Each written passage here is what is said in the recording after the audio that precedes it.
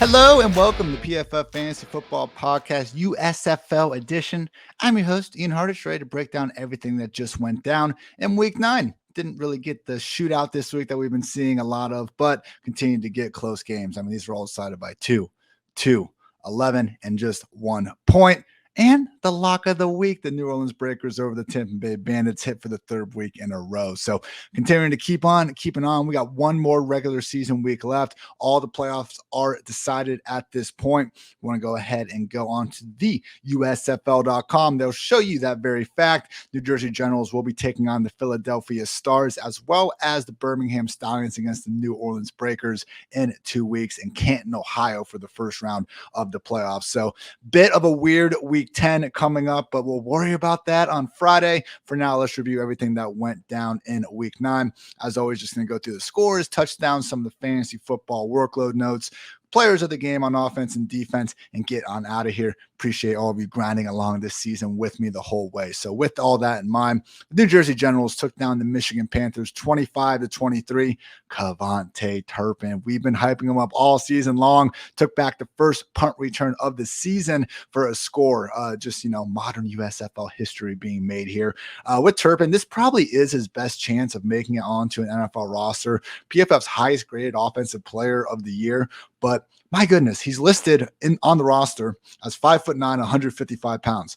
Bro, just say you're 175. I'm sure maybe they did do a combine, but lie or something, man. 155 is just going to be rough for anyone to take a chance on. If they are going to, it's going to be as a returner. So at least he was able to put that truly great play on film. Just another example of Turpin really moving at a different speed than everyone else in this league. Also continue to see Michigan Panthers quarterback Josh Love impressed with his opportunities. They had a nice little 29-yard catch and run from Joe Walker and then found him from 2 yards out for the game's next touchdown. Joe Walker went absolutely bonkers in this one, over 100 yards, pair of scores. Looked really good doing it too. I mean, he had a big 60-yard play later and had a touchdown where they were both on the post route, but you just saw it really set it up with, I believe they call it that rocker step. Got the cornerback, or whether it was a safety or corner, who can really tell the difference sometimes. Got his coverage defender off balance before cutting back underneath on the inside, came down with the ball. So we've seen, Lance Lenoir have plenty of good routes and good games for the Michigan Panthers.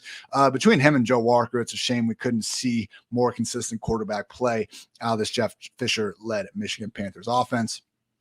New Jersey came right back. So DeAndre Johnson got to start in this one, but whether it's him or Luis Perez under center, they were firing on all cylinders with Darius Shepard. Happy to see that DFS play pick. I mean, Jamal Moore, seeing he was inactive, having Shepard come back from the hamstring injury, we were able to kind of look at Moore's usage coming off of the injuries list before to feel confident about Shepard having that every down role. He did, made the most out of it. 35-yard gain to help set up a 24-yard touchdown rush by Cam Eccles-Looper. Good little misdirection here. KaVontae Turpin, as we know, has been used plenty in the run game all season. He actually got the ball at first before reversing it to Eccles-Looper, took it the rest of the way for the score. Couple other touchdowns to note. Ishmael Hyman showed some nifty yards after the catch ability from his 25 yards out to find the end zone. All this happened in the second quarter, by the way. Like wild 15 minutes we had going on here. That was actually a drive, though, where Walker had that aforementioned nice 60-yard catch. Later in the game, 22-yard touchdown to Joe Walker. Again, talked about that silky smooth route running ability, just getting wide open on that post. And then finally, Generals retook the lead for good on a 6-play, 54-yard drive with a 17-yard score from Luis Perez to Darius Shepard. So Darius Shepard and Joe Walker, easy picks for players of the game. They were PFF's top 2 highest graded players of the week on offense, not just wide receiver, entire system. Shepard, 8 catches, 99 yards, and a touchdown. Walker, 8 catches, 139 yards, and 2 touchdowns.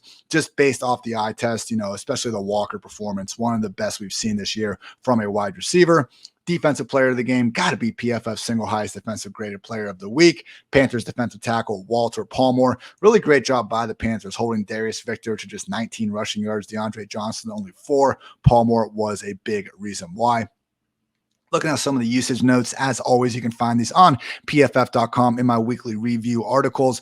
DeAndre Johnson came back, got the start, didn't quite look fully healthy out there. Accordingly, we had Luis Perez come in, take a majority of the dropbacks, 16-11 when it was all said and done. Johnson still got those 5 carries, but at this point in the year, unfortunately, with Johnson having missed most of the second half of the season due to that ankle injury, I do think it might be a good idea for the Generals to ride with Luis Perez fully moving forward. Maybe the extra week off here, not a week off. I'm not sure what they're going to do rest wise, but if the Generals want to, they could, let Johnson really rest up for another week, not take any more hits, and then see what happens for the playoffs. In the backfield, Trey Williams actually took the lead over Darius Victor this week in terms of snaps, also carries, but we did see Victor have the larger route percentage. Didn't work out this week, but Victor getting the goal line snaps and also the target share. He continues to be the more fantasy-friendly back. And as we mentioned, Darius Shepard came right back in, didn't miss a beat, 100% route rate. Alonzo Moore at 96%. Shepard, 11 targets, 131 air yards. Nobody else on the team had more than 3 targets, so really was the featured number one. Cavante Turpin, just 49% snaps, 44% route rate, 1 carry and 3 targets. So they've done a good job all year getting him involved, even on lesser kind of route and snap participation rates. Unfortunately, this was just kind of the week where it didn't happen. He really didn't disappoint, though, thanks to that aforementioned punt return touchdown. With the Michigan Panthers, Josh Love got banged up, unfortunately, earlier on in this one. Ended up only playing 48% of the snaps, suffered a knee injury, and did not return. Paxton Lynch was already inactive, so that actually led to Eric Barriere. Sorry, guys. I'm bad. You guys know I'm bad enough with NFL names, so expecting the USFL player names to be money, just a little bit of a wishful thinking. But he came in there, ended up taking the rest of the snaps, 52%. I do think Paxton Lynch will probably be out there in week 10, assuming he was just straight up inactive. But we'll see. Josh Love, honestly, has been one of the more impressive USFL quarterbacks. I'm not sure why the Maulers got rid of him in the first place. He has also stood out on Michigan, so hopefully he's back in week 10. Can continue to put some more big time throws on the tape. Stevie Scott and Cameron Scarlet basically split snaps in the backfield, with Reggie Corbin unfortunately sidelined with an arm injury. Now, it was 47% to 38% snaps in favor of Scott, but Scott really had 13 carries, just 1 for Scarlet. Also had Scarlet taking the lead 4-1 targets. So Scarlet, clear-cut pass down back. Stevie Scott, clear-cut early down back. But Reggie Corbin was already listed as questionable with just that arm injury. So if he comes back, probably a full-fledged committee. And as said before, Joe Walker, Lance Lenore, easily leading this offense, both with route rates over 90%. Both had 10 targets. The difference was Joe Walker at 161 air yards, Lance Lenore only 60. And yeah, my God, Michigan, can you chill out on your tight ends? Petway, Baugh, Davis, O'Malley, all these guys working to the point that we had 2 running backs in Stevie Scott and Cam Scarlet actually combined for just an 85% snap rate. Michigan is so obsessed with using 4 tight ends that they are literally starting to hurt what some of their running backs are bringing to the table. Just come on, guys. Chill already. You got Joe Walker and Lance Lenore. Even Ishmael Hyman was out there doing good things. We've seen Devin Ross have a good game or two himself. Clearly their offensive coordinator came in wanting to run his little 4 tight end wide offense. And I just wish they would have taken a longer look at the actual player talent and maybe tried to revolve the offense around that. But what can you do? Either way, another example of the Fighting Jeff Fishers being far more competitive than their 1-8 record indicates. I try to stick up for Jeff a little bit on Twitter when I see people just absolutely shitting on this Michigan Panthers team, which, as I quote almost every one of these podcasts, as Bill Parcells once said, you are what your record says you are. But man, just the point differential difference between Michigan and the Gamblers versus that of the Pittsburgh Maulers, it's just pretty clear that there's still somehow a tier trajectory even inside of the league's trio of 1-8 squads. Next game had the Houston Gamblers take down the Birmingham Stallions 17-15. Winless no longer. Pop that champagne, 2020 Houston Roughnecks, the only modern era undefeated spring league team. Got to feel good about that. And by spring league, I just mean AAF, XFL, and USFL. All due respect to the actual spring league and some of the other stuff that has been going on. But just 2 touchdowns in this one. Jamar Smith found Adrian Hardy's second straight week for a 33-yard score. Not so fast, though. This was a terrible pass that probably should have been intercepted. There are a couple passes in this game that Smith threw that probably should have been picked. He had a really nice start to the season, beat out Alex Magoo after he came back, had multiple second half comebacks, has not been playing well lately, and we finally saw this comeback to bite the Stallions because Gamblers were able to come back on the back of Kenji Bahar, complete a 23-yard touchdown to Isaiah Zuber. Credit to Kevin Sumlin for a nice little play call here. Saw Zuber go at the linebacker like he was going to block him, hit right up the seam, wide open, and a good enough throw from Bahar as well. So saw a lot out of Kenji Bahar, and he does take home Offensive Player of the Game. Had a spin move in the pocket where he was actually able to buy time on multiple occasions, made a tough throw. So haven't been overly impressed with him throughout the year, but makes sense that when you get to play more, you get a little bit better at the game. I think that applies to just about anything in life, but 164 passing yards, 34 rushing yards, did a great job getting the Gamblers that win in the absence of Clayton Thorson, who's still dealing with that elbow injury. Defensive players of the game, Gamblers cornerback Micah Abernathy, game-sealing interception in addition to 9 tackles and 2 pass deflections. Also, Gamblers edge Chris Odom and Stallions edge Dondrea Tillman, 2 guys that we've seen pop up here several times throughout the year. Odom with 7 pressures and Tillman with 6 on the afternoon. Looking at some of the workload notes, again, Kenji Bahar taking each and every snap for the Gamblers with Clayton Thorson sideline.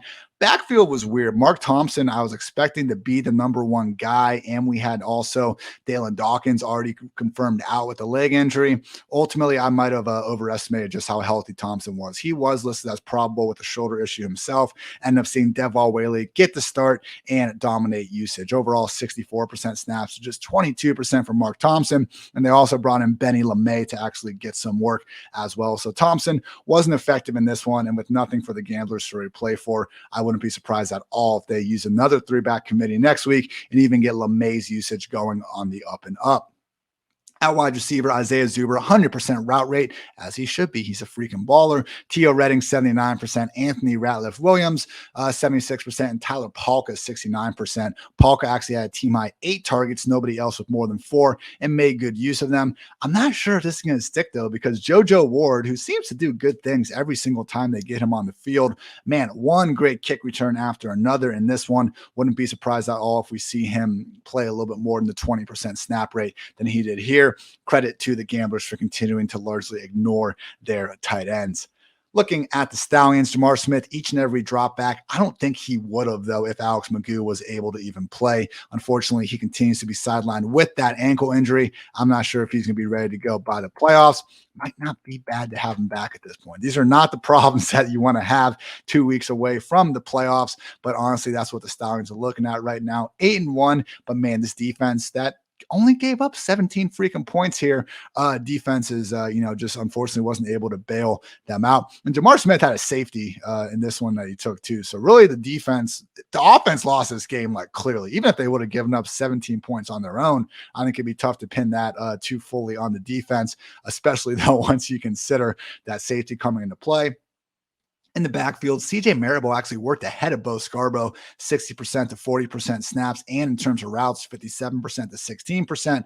They both had 12 combined carries and targets. So the good news is Tony Brooks-James is completely out of the picture, but yeah, basically a 50-50 touch split we should be projecting moving forward for Marable and Scarborough. And at wide receiver, Victor Bolden, back from that hamstring injury, 95% routes, 10 targets, 107 air yards, right there with Marlon Williams, who continues to look really shifty after the catch. Seriously, Marlon Williams makes the first man miss every single time he gets the ball in his hands. 12 targets, 113 air yards with a 95% route participation rate. Also had a Cyrus Mitchell out there for 77% routes, but we got to realize this actually came in a game that featured another touchdown from Adrian Hardy back-to-back weeks. I know it was a bad ball, probably should have been intercepted, but I wouldn't exactly guarantee Mitchell's status in 3 wide receiver sets. Just realized there is a potentially viable tight end here in Sage Surratt, 93% route rate, 6 targets, 51 air yards on the day, and looked pretty good doing it, to give him some credit. So again, Stallions, 8 straight wins. I mean, credit to Collapse for them. They already clinched their playoff berth and everything. But yeah, playing with fire for a while. Credit to Kenji Bahar and the Gamblers for getting victory number 2 on the season. Sunday action, the New Orleans Breakers took down the Tampa Bay Bandits 17-6, one touchdown from each team. The Breakers had two touchdowns from the Breakers, 21-yard touchdown connection from Zach Smith and tight end Sal Cannella. Pretty good ball. I mean, Cannella was running a slant, but the linebacker was pretty much in the passing window. It was a nice adjustment from Smith, who was in after Kyle Sloter seemingly got benched. I know they've been rotating him a little bit, usually on the third series throughout the year, but basically first drive, maybe it was the second drive, but Sloter threw an interception that, like, Johnny Dixon ducked. This ball would have hit him in the head. I have no idea what he was thinking, but he didn't see it. Ended up being an interception. And then Sloter had a fumble where he just really wasn't being aware enough of his surroundings. But unfortunately, Zach Smith, we didn't get an extended audition because he suffered a left shoulder.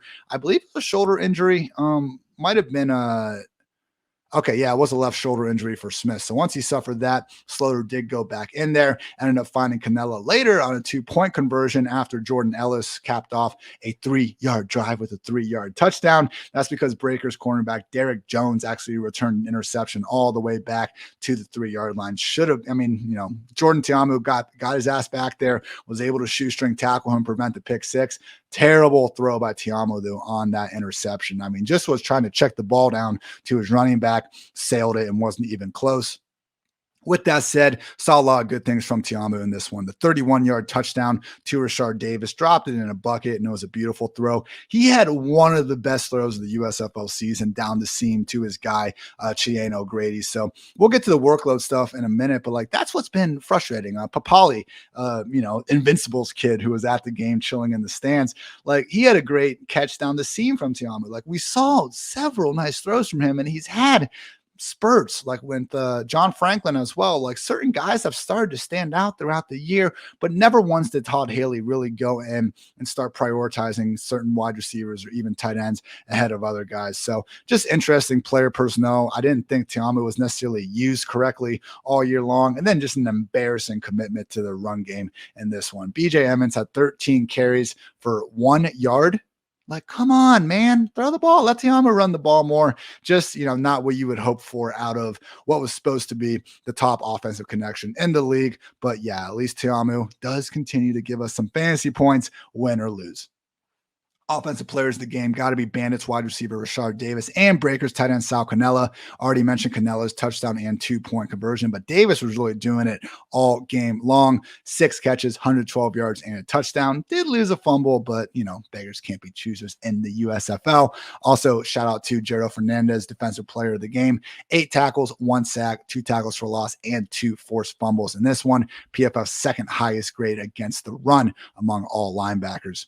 Looking at some of the workload stuff, again, seemed like Kyle Sloter was benched and it was less of a rotation than usual. Ended up playing 70% of the snaps, though, with Zach Smith getting sidelined with that left shoulder injury. I believe Shea Patterson's on the Breakers now, but this seems awfully late in the season for them to go away from Sloter.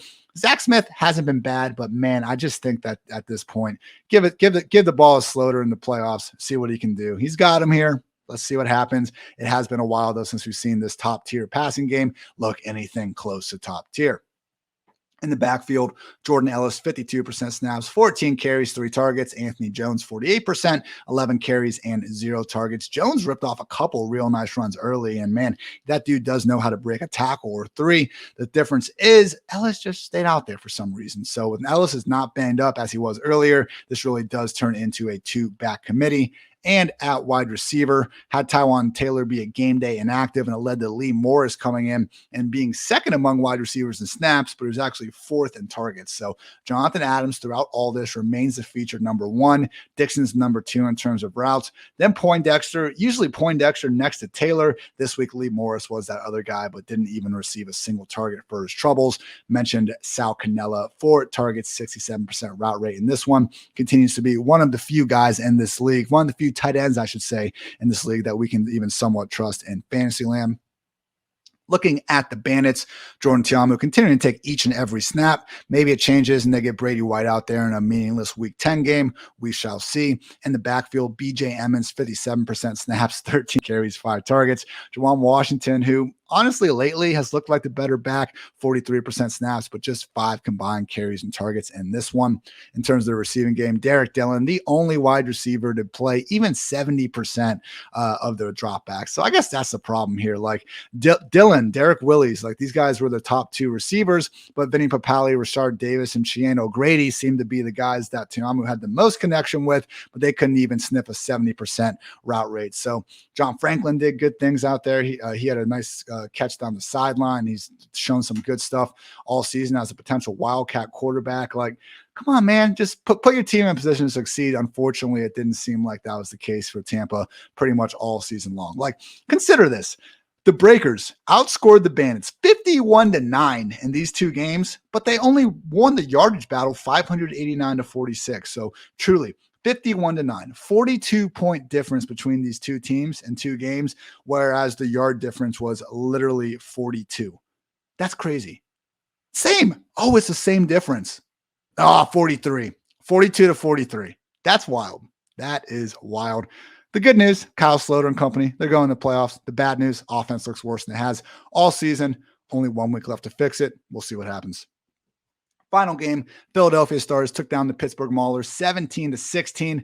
Just a classic Maulers game here. Credit to them. Just the second time all season they've managed to lose by 7 points or less. They got going with style. I mean, I say a lot of mean things about punters and kickers alike. Shout out to the Pittsburgh Maulers punter and kickers, because on the same damn drive, first they had a fake punt conversion that featured the punter throwing the ball to, one of the linebackers, whoever was out there. And then their kicker, Ramiz Ahmed. My God, one of the most athletic / kind of unathletic players from a kicker, but beggars can't be choosers. I'm being nice here. They do the freaking classic. I think it was it LSU or Florida back in the day, where the holder literally catches the ball, throws it blindly over his head, and Ramiz, the kicker, has to one-hand catch the toss, which it was just a toss, not the hardest thing in the world, but then transfer the ball from his left hand to his right hand while the defender is bearing down on him, and then basically throws this wobbler to the end zone, and he got it there. 14-yard touchdown to linebacker Malcolm Howard. So again, I don't make a habit of complimenting kickers, but this was awesome. Shout out to Ramiz Ahmed on that fantastic play. So in this one, Case Kookas, fresh off one of the best, if I would say the best quarterback performance all season long, what he put forward in week 8. Yeah, got hurt early and then just kind of seemed to maybe be benched. I'm not exactly sure. I was trying to look up stuff online about an injury update. Didn't see anything. Also didn't appear to be in a ton of pain necessarily on the sideline. So we'll continue to kind of monitor that situation. Could have just been a spot where they were looking to rest him without anything to really play for in this one. Regardless, backup Stars QB KJ Costello got Philly into the end zone. Guys, he has some nice plays in this one. I believe he was PFF's highest graded quarterback on the week. Beautiful 32-yard gain to Maurice Alexander down the sideline that set up a 1-yard score by Paul Terry. Later in the game, he actually had another potential 30-yard completion go right through his receiver's hands. So not a lot of help, but Costello, man, he looks like he can throw in pretty nice deep ball if they do unfortunately have to go down to their 3rd string quarterback for the playoff stretch. Maulers weren't done, though. We did see Vadley take pretty much every single snap in this one. He threw a 28-yard touchdown to Trey Walker. Really wasn't a good pass, but Trey Walker came back to it, made a contested catch, fought his way into the end zone. More on him in just a minute. But basically, this was in the 4th quarter. Maulers had a 16-10 lead. Matt Colbourn put the team on his back like a young Greg Jennings. 51-yard touchdown. Went off left tackle, got the corner for a second, and then proceeded to cut back across the grain. And for that, he is going to be the offensive player of the game. 12 carries, 97 yards, and that touchdown. Week high 6 forced missed tackles. He lost a fumble, but you know what? You score the game-winning 51-yarder. We can live with a fumble earlier on in the game. Defensive players of the game. Got to go with linebacker. I cannot say his first name. Tizino. Hell of a game, racking up 2 sacks and 3 pressures, generally making his presence felt all over the field. Also had Stars edge Adam Rodriguez and Stars linebacker James Crawford recorded the highest overall PFF grade at their respective position. Rodriguez particularly was fantastic. Week high 8 pressures on the game. Looking quickly at some of the snaps, again, mentioned Case Kookas, 43% of the snaps before being pulled in favor of Costello, who did contribute 3 carries to the cause. We will see what happens, but if Brian Scott and Kookas are going to be out, all of a sudden Costello is QB1 ahead of the playoffs. Matt Colburn, 72% snaps, 59% routes, 12 carries, and 4 targets. Did not see Darnell Holland in this one. It was Paul Terry playing 21% of the snaps, managed to vulture that goal line touchdown, but make no mistake about it, Matt Colburn is the engine of this offense at this point. Even had 40 air yards on those targets. Like, they really do use him like Austin Eckler, even in terms of throwing the ball down the field to the guy.